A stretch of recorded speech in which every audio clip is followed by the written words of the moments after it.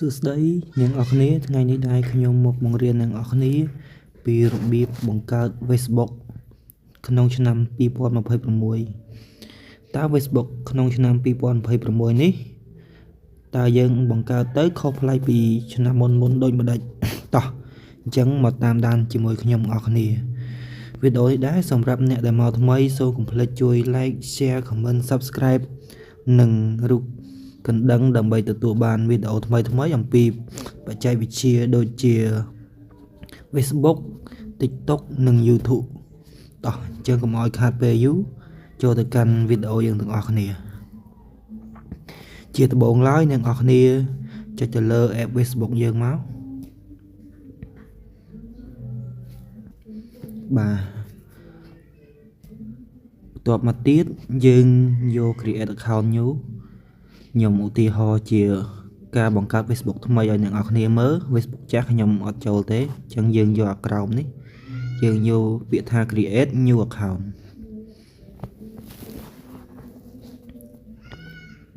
បាទសូមរងចាំបន្តិចអ៊ីនធឺណិត slow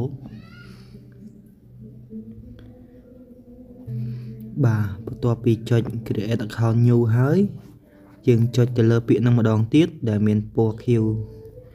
នៅខាងលើហ្នឹងបាទបន្ទាប់ពីចុចពាក្យហ្នឹងហើយដល់កន្លែងនេះគេឲ្យយើងដាក់ឈ្មោះនិងនាមតកោអញ្ចឹងយើងដាក់អីដាក់ទៅយើងដាក់ឈ្មោះយើងពុតក៏បានយើងដាក់របៀបជាคล้ายៗក៏បានដែរអញ្ចឹងខ្ញុំដាក់คล้ายៗមួយមកព្រោះអី Facebook ពុតខ្ញុំបានបង្កើតរួចរាល់ហើយអញ្ចឹងខ្ញុំដាក់ពាក្យថា Li Ming បាទបន្ទាប់មកទៀតយើងចុចពាក្យថា next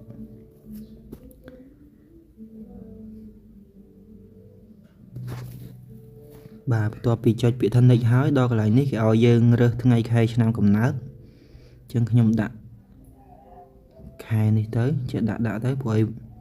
នេះជាការបង្កើតឧទាហរណ៍ទេយើងដាក់ឲ្យគ្រប់18ឆ្នាំមកដាក់ឆ្នាំ2000អញ្ចឹងទៅបាទបន្ទាប់ហើយយើងចុច set ហ្នឹងមកបន្ទាប់មកទៀតចុច next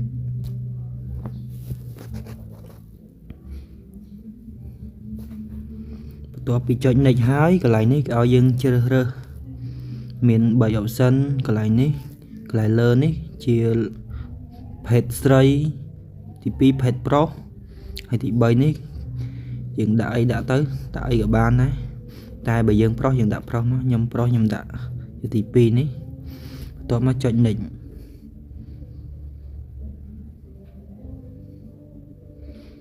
បន្ទាប់ពីចុច next រួចហើយកន្លែងនេះគេឲ្យយើងជ្រើសរើសថា Facebook ហ្នឹងបង្កើតជាលេខជាមួយនឹងលេខទូរស័ព្ទក៏បានជាមួយនឹង Gmail ក៏បានសម្រាប់ខ្ញុំជ្រើសរើសយកជាមួយនឹង Gmail ចុះបាទចុចខាងក្រោមវិញបដូរទៅជា Gmail បន្ទាប់មកទៀតយើងដាក់ Gmail យើងចូលមកបាទនេះ Gmail មួយនេះខ្ញុំយកទៅបង្កើតបន្ទាប់ពីដាក់ Gmail ហើយយើងចុចពាក្យថា next បន្តទៀតមក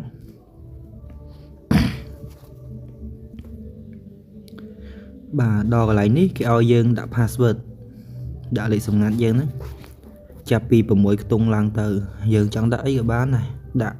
លេខដែលយើងស្រួលចាំហើយកុំឲ្យគេចូលបានអញ្ចឹងខ្ញុំសូមបិទបន្តិចសិនខ្ញុំដាក់ password របស់ខ្ញុំសិនបាទបន្ទាប់ពីដាក់ password រួចហើយយើងចុចពាក្យថា next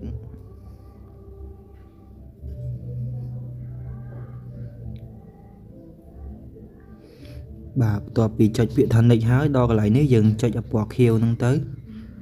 យើងយកពាក្យថា I agree ហ្នឹងទៅ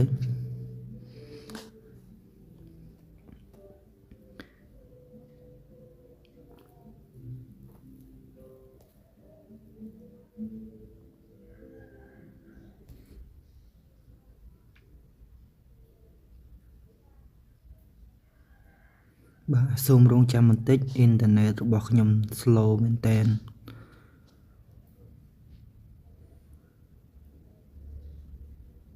បាទមកដល់កន្លែងនេះគេឲ្យយើងយកកូដ5ខ្ទង់ពី Gmail របស់យើង Gmail ដែលយើងដាក់ចុះឈ្មោះជាមួយ Facebook មិញហ្នឹងតោះយើងចូលទៅក្នុង app Gmail យើងមក តបមកយើង refresh មក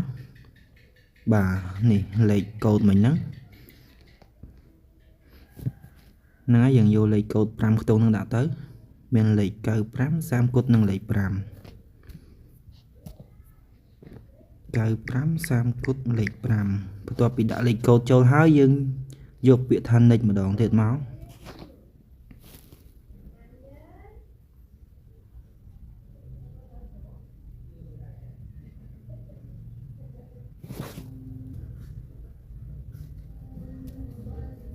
បាទបន្ទាប់ពីដាក់ពាក្យថា next ហើយនោះយើងនឹងអាចបង្កើត Facebook បានមួយរួចរាល់ទៅហើយដល់កន្លែងនេះយើងចុចលើ profile យើងមកយើងអាចដាក់ edit profile យើងមកយើងចង់ដាក់រូប profile យើងឲ្យស្អាតស្អាតមកបន្ទាប់មកយើងចុច get start មកទៀតមកបាទមកដល់កន្លែងដាក់ profile ហើយយើងចុចលើសញ្ញាកាមេរ៉ាមកបាទបន្ទាប់មកទៀតយើងចុចពាក្យថា manager រួចចូលទៅយករូបភាពដែលយើងចង់ដាក់បាទខ្ញុំដាក់រូបនេះសិនតែម្ដងនេះបាទដាក់រូបនឹងមក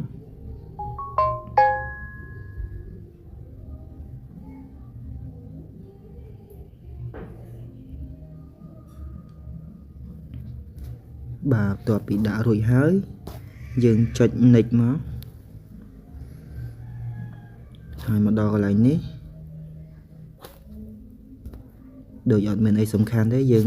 ចុច skip សិនក៏បានដែរដល់កន្លែងនេះគេឲ្យយើងដាក់ location ដាក់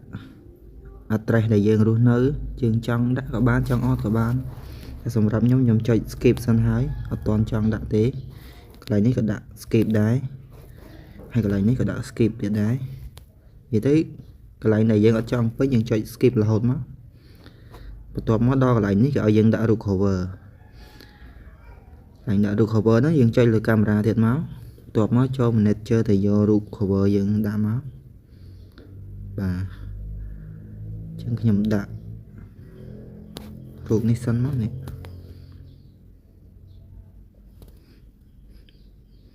តោះមកយើងយកពាក្យថា tune on មក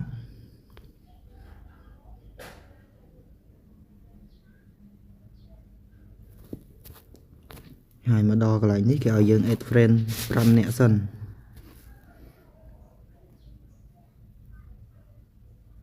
តើពីចុច add friend ហើយគឺរួចរាល់ហើយ